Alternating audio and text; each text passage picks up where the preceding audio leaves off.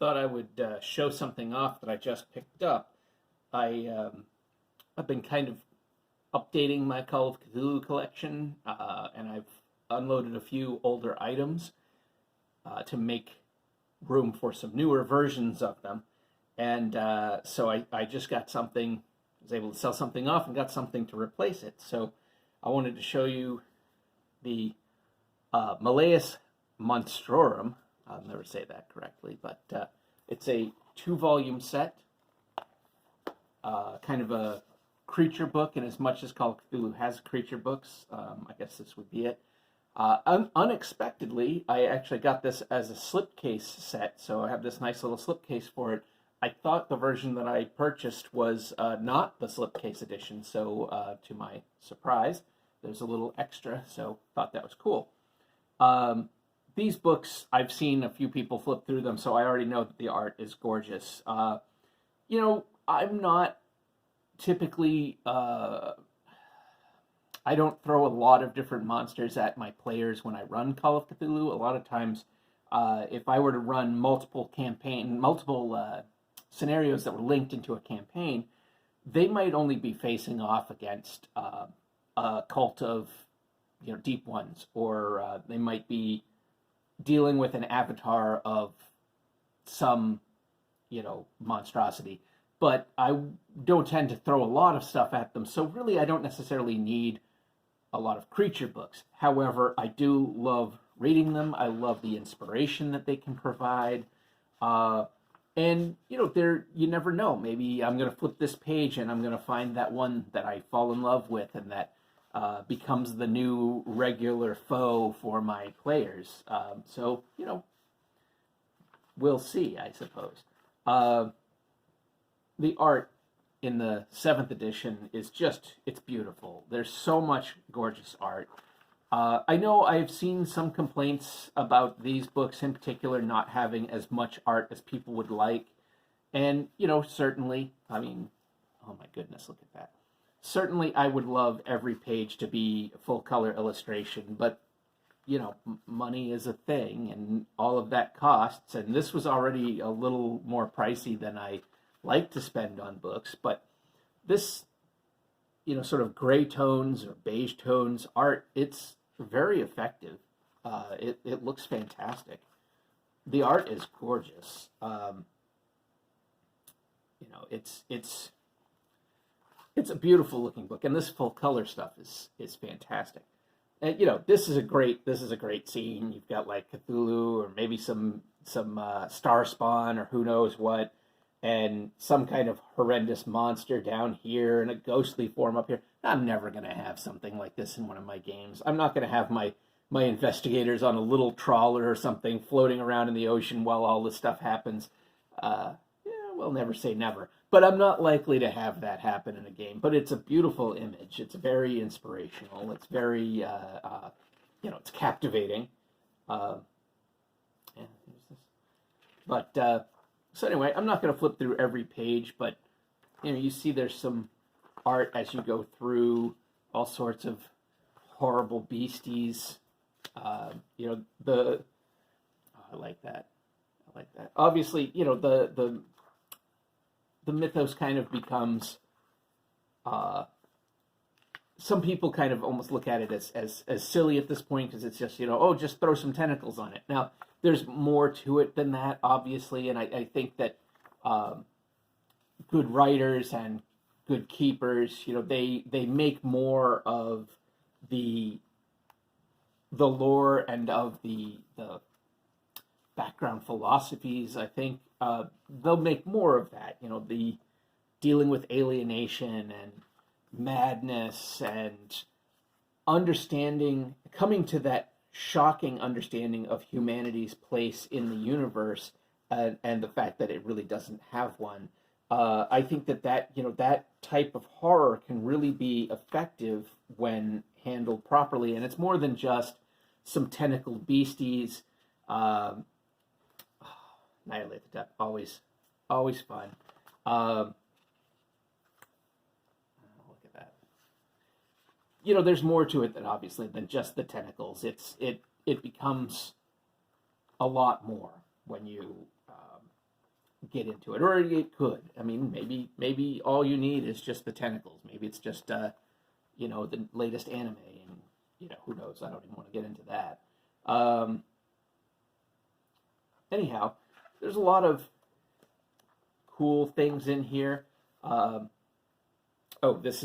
started with volume 2. This is the deities, and of course they aren't deities at all. They're simply powerful beings that exist beyond easy understanding, beyond the usual understanding of humankind. And then the label of God is slapped on them because humans like to label things. Look at that. That is gross. So this creature book, this is a little bit more, if not mundane, then more ground level. Yaki. I don't know how to pronounce any of these things. They're all, made up words for the most part anyway, but cold one, that's creepy.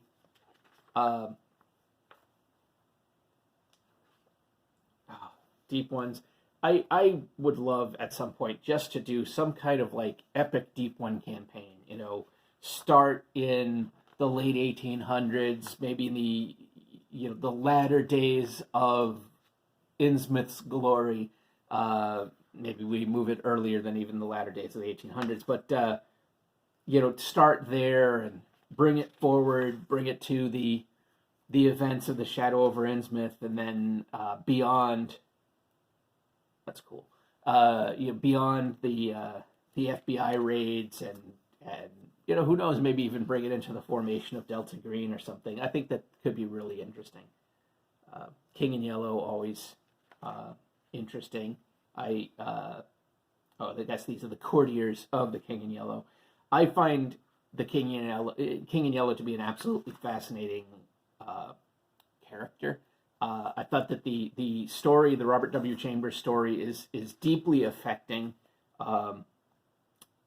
Chambers, I've read a fair amount of his stuff, and a lot of it is not very good, but a few of those stories that are revolving around the King in Yellow, they're genuinely disturbing and unsettling, and there is like a creeping menace that lurks under them that's really impressive.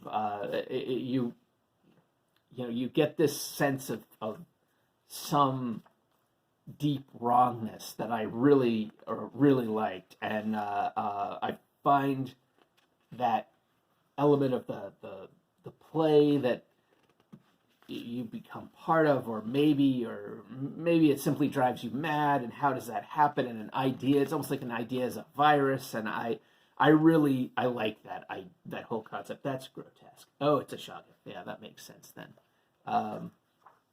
So I really respond to the King in Yellow. I find a lot about him fascinating, and I like the unusual and very much non-conforming mythology that has sort of spawned around him, around Carcosa, around the play, around Casilda, and all of that.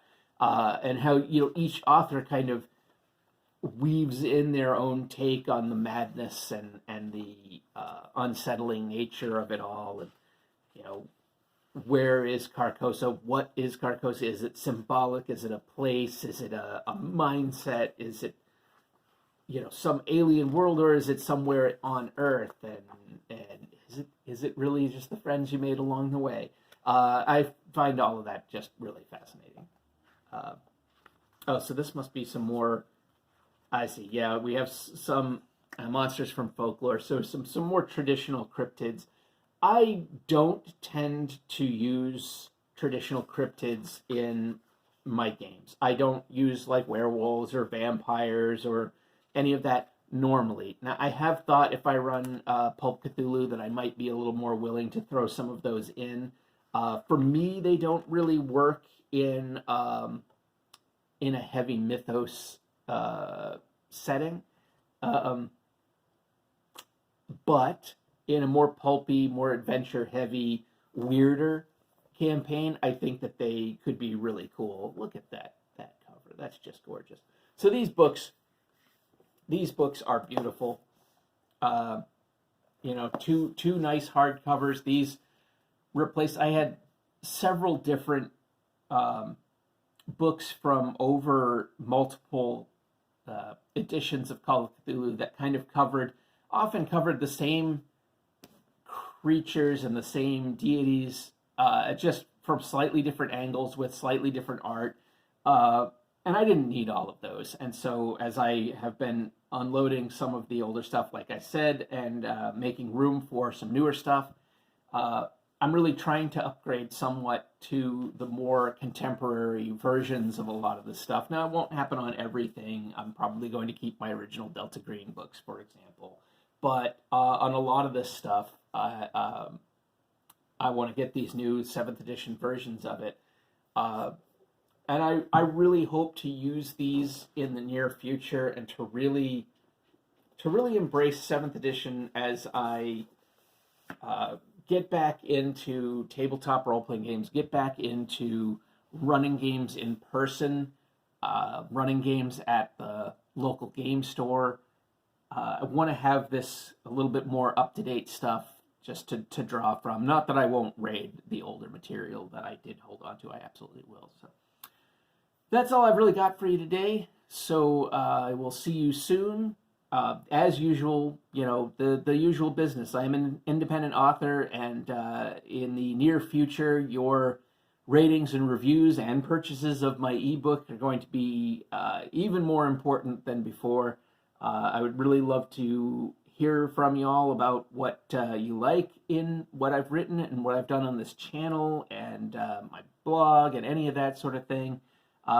Check it out. If you want to see more of something, let me know. I do tend to review, somebody pointed out, I do tend to review, at least on here, I look at physical books. I don't do a lot of PDFs.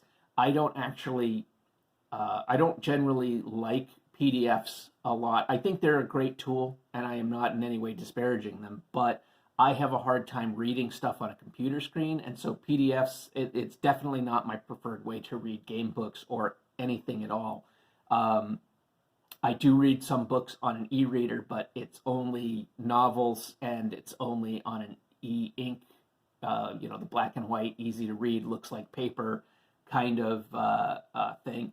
So I won't probably be doing a lot of reviews of PDFs on here. I also am terrible with any of this editing technology, as you can tell from the fact that I never edit anything. So I'm not going to be doing a lot of like split screens and that sort of business. But, who knows? Let me know what you think. Let me know what you're interested in, and hope to see you soon.